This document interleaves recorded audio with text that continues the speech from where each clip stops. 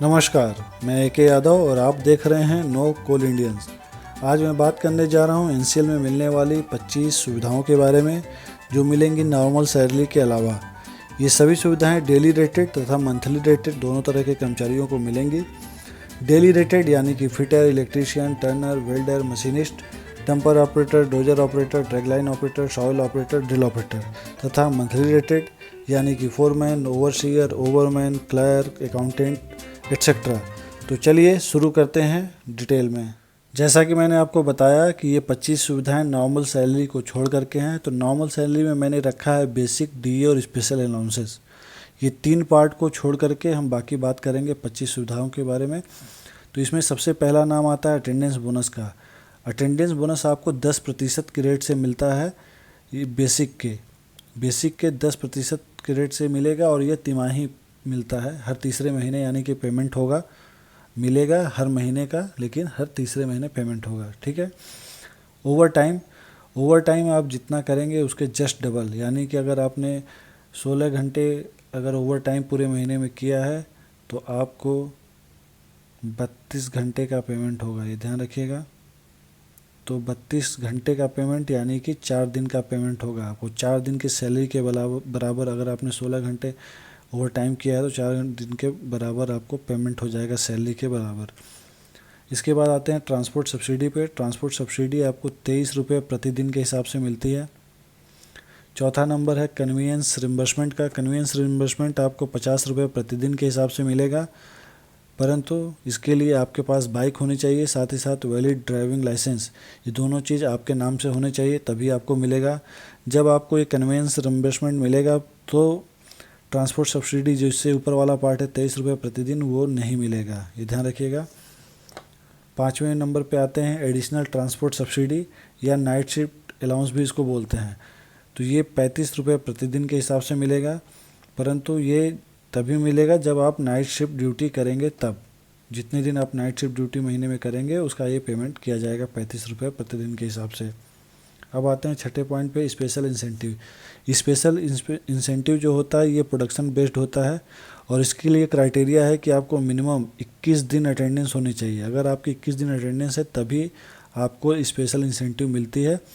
और इसमें भी कुछ परसेंटेज बने होते हैं कि 21 दिन पे कितना मिलेगा, और 24 दिन पे 100% पेमेंट होता है। अगर आपके 21 से 24 दिन के बीच अटेंडेंस है तो आपको कुछ ना कुछ तो मिलेगा ही, लेकिन 24 दिन है तो आपको 100% मिलेगा। 21 दिन है तो कुछ कम मिलेगा, ये ध्यान रखिएगा। 7वां पार्ट है बोनस। बोनस आपको ईयरली मिलता है, ये दुर्गा पूजा से जस्ट पहले मिलता है। ये करीब 60,000 रुपये, अभी जो लास्ट ईयर पेमेंट हुआ था करीब 60,000 रुपये पेमेंट हुआ था। ये ईयरली पेमेंट होता है, हर साल कुछ ना कुछ बढ़ता रहता है। बात करते हैं 8वें पॉइंट की, प्रॉफिट शेयर की। प्रॉफिट शेयर कंपनी जो एक साल में प्रॉफिट करती है तो उसका 1% जो है सीएमडी यानी कंपनी के जो चेयरमैन कम मैनेजिंग डायरेक्टर हैं एनसीएल के, वो एम्प्लॉय में डिस्ट्रीब्यूट कर सकते हैं, उनके पास ये पावर रहती है। तो ये करीब आपको 15 से 20,000 रुपये 15 से 20,000 रुपये तक आपको मिल जाता है हर साल। ठीक है, ये एक पार्ट है। इसके बाद आते हैं 9वें पॉइंट पे, ये है एलटीसी, लीव ट्रैवल कंसेशन। इसमें 4 साल का एक ब्लॉक ईयर होता है, उसमें 2 तरह की सुविधाएं मिलती हैं, एक तो घर जाने के लिए और एक भारत भ्रमण के नाम से। तो घर जाने के लिए 8,000 रुपये और भारत भ्रमण के लिए 12,000 रुपये। ठीक है, ये 4 साल में एक बार मिलती है, तो 4 साल में ये 20,000 रुपये आप मान लीजिए आपको मिल जाएंगे। ठीक है, लेकिन ये दोनों एक साल आप नहीं ले सकते हैं, अलग अलग साल लेना पड़ेगा। आप 4 साल में अपने कन्वीनियंस के हिसाब से आप ले सकते हैं। 10वां पॉइंट है एनुअल लीव विथ वेजेस। देखिए, आपको कंपनी में हर जो डेली रेटेड हो या मंथली रेटेड हो कुछ छुट्टियां दी हुई हैं, जिसमें से कि सीएल है, ईएल है, मेडिकल लीव है। ये पेड लीव होती हैं। अगर आपको कुछ प्रॉब्लम है, कहीं घर जाना है, तबीयत ख़राब है, तो आप ये सब छुट्टियां लगा करके आप रह सकते हैं घर पे या कहीं भी जा सकते हैं, और इन सब दिनों के आपको पेमेंट होगी, पैसे मिलेंगे। ठीक है। इसके बाद आता है 11वां पॉइंट, नेशनल फेस्टिवल हॉलीडे। तो एनसीएल में 8 ऐसे गेस्टेड हॉलीडे हैं, सिर्फ 8, और इन 8 दिनों में अगर आपको बुलाया जाता है ड्यूटी के लिए तो आपको 3 गुना सैलरी मिलती है। यानी कि अगर मान लीजिए आपको 1,000 रुपये नॉर्मल डे में सैलरी मिल रही है, तो इस दिन आपको 3,000 रुपये सैलरी मिलेगी। ये ध्यान रखिएगा। ये इसमें सब कुछ बेसिक डीए बाकी सारी चीज़ें जस्ट तिगुनी हो जाती हैं। तो ये बहुत फ़ायदे का सौदा रहता है। इसके बाद आते हैं मेडिकल फैसिलिटी का। मेडिकल फैसिलिटी देखिए, आपको और आपके डिपेंडेंट यानी कि आपके बीवी बच्चे तो रहेंगे ही, साथ ही साथ माता पिता अगर आपके ऊपर डिपेंडेंट है तो सभी का मेडिकल खर्च पूरी तरह से फ्री होता है। इसमें कोई लिमिट नहीं है, पूरी तरीके से फ्री है। ठीक है। उसके बाद आते हैं क्वार्टर, चौथा। इसमें देखिए आवास जो है, यहाँ पे हर प्रोजेक्ट जो एनसीएल में 10 प्रोजेक्ट्स हैं, सभी के पास अपनी अपनी कॉलोनी है और सभी के लिए घर ऑलमोस्ट रहता है। अभी अगर शुरुआत के हो सकता है कि 1-2 साल आपको शेयरिंग पे दिया जाए, मगर उसके बाद सेपरेट क्वार्टर्स मिल जाते हैं। तो क्वार्टर्स सभी के लिए दिए हुए हैं। इसके बाद आते हैं इलेक्ट्रिसिटी। तो इलेक्ट्रिसिटी आपको क्वार्टर में 24 घंटे मिलेगी, 24 आवर।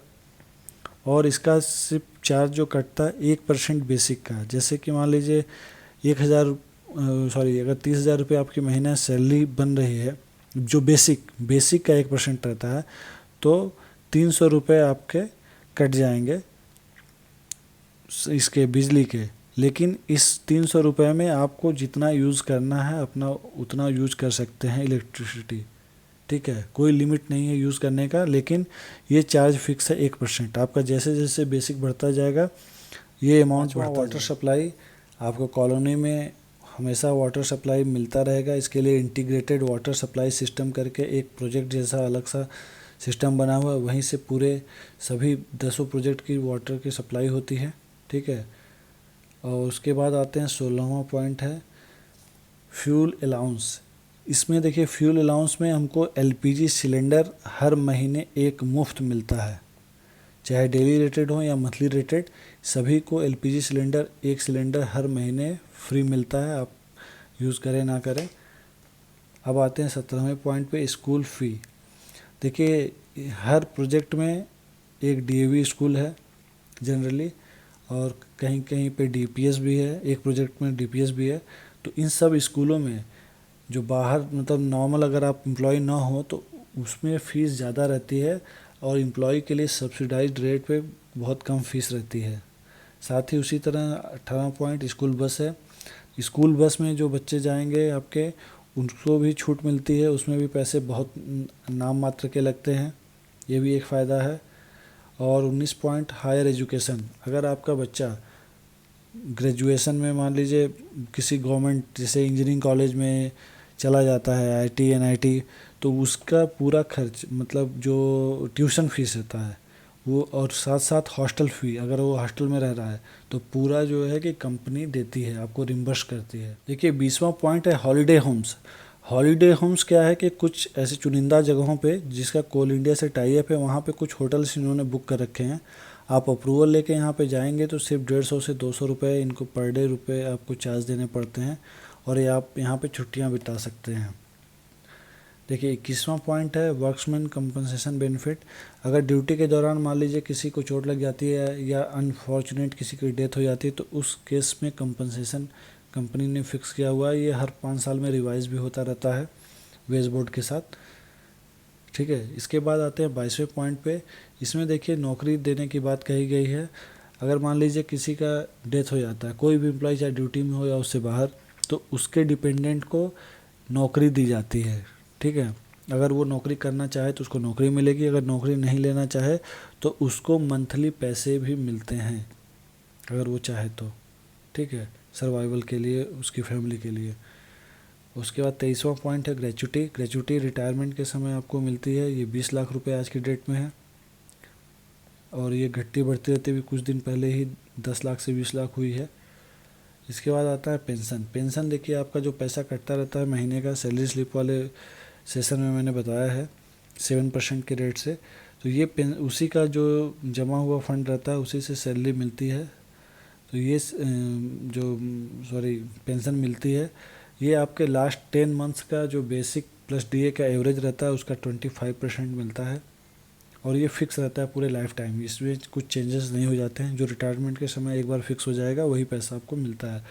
साथ ही 25वां पॉइंट है contributory post retirement medical benefit, मतलब ये आपसे कुछ पैसे लिए जाते हैं, उसके एवज में आपके रिटायरमेंट होने के बाद भी मेडिकल फैसिलिटी दी जाएगी। इसी के लिए ये स्कीम है, ये भी स्टार्ट हुई है इस बार वेज बोर्ड से। कुछ लोगों ने मुझसे कॉलोनी यानी कि क्वार्टर्स के बारे में पूछा था, तो मैं बता दूं कि ज्वाइनिंग के बाद टेक्नीशियंस और एचईएम ऑपरेटर जो कि डेली रेटेड में आते हैं, इन लोगों को माइनस टाइप, शॉर्ट में जिसको एम टाइप भी बोलते हैं, वो क्वार्टर मिलते हैं। एम टाइप क्वार्टर्स में आपको एक बेडरूम, एक ड्राइंग रूम, एक किचन और एक लेटरिन बाथरूम आपको मिलता है।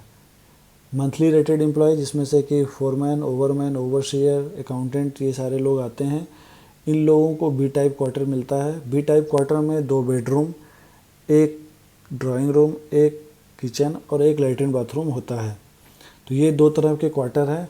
और ये बता दें कि जो टेक्नीशियंस और एचईएम ऑपरेटर हैं डेली रेटेड, ये प्रमोशन के बाद जब इनको बी ग्रेड मिल जाता है तो ये भी बी टाइप के क्वार्टर्स के लिए इंटाइटल्ड हो जाते हैं।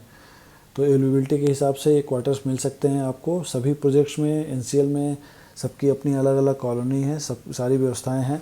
हो सकता है कि ज्वाइनिंग के बाद शुरुआत के 1-2 साल आपको क्वार्टर्स शेयरिंग पे दिया जाए, यानी कि एक क्वार्टर में 2-3 लोगों को दिया जाए, लेकिन बाद के दिनों में आपको ज़रूर सेपरेट क्वार्टर मिलेगा। जब आपको शेयरिंग पे दिया जाएगा तो उस समय आपको एचआरए भी मिलेगा, यानी आपको आवास भत्ता तब मिलेगा। जब आपको सेपरेट क्वार्टर मिल जाएगा तब आवास भत्ता नहीं मिलेगा और तब से आपका बिजली का चार्ज कटेगा। ठीक है, अगर आपको मान लीजिए शेयरिंग पे है तो आपका बिजली का चार्ज भी नहीं कटेगा, ये ध्यान रखिएगा। तो मुझे उम्मीद है कि आपके सारे प्रश्नों का जवाब मिल गया होगा। अगर फिर भी कुछ रह गया हो तो आप कमेंट बॉक्स में लिख के मुझसे पूछ सकते हैं। अगर आपको ये वीडियो पसंद आया हो तो ज़रूर लाइक करें, सब्सक्राइब करें और शेयर करें अपने मित्रों के साथ। धन्यवाद।